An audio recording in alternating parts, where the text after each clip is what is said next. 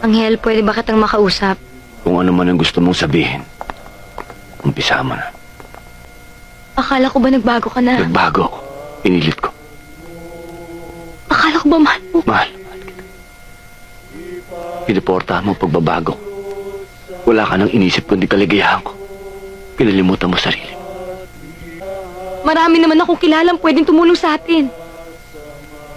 Ninong ko yung presidente. Pwede akong pumunta sa kanya. Pwede ko siyang kausapin kahit lumuhod pa ako sa harap niya, Anghel. Pasabi ko lang sa kanya na mabait ka. Na hindi ka walang hiya. Na nagbago ka na.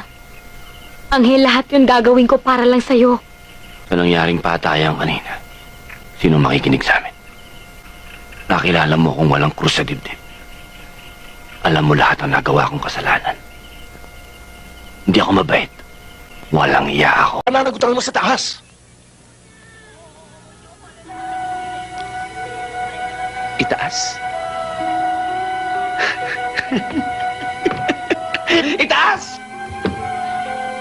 Anong itaas? Itaas na bubong? Kung meron talagang isang tumitingin dyan sa itaas sa atin, hindi niya ako papabayaan na ituro ng mga mato na yan na ako puputay sa kolektor ng ilaw. Eh, hindi naman talaga ako! Nards, pagsubok lang yan sa atin na nasa itaas. Kung meron talagang isa dyan sa itaas na tumitingin sa atin, hindi niya ako papabayaan na bugbugin ng mga pulis!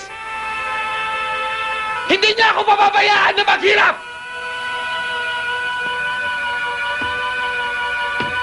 Itchingyawa!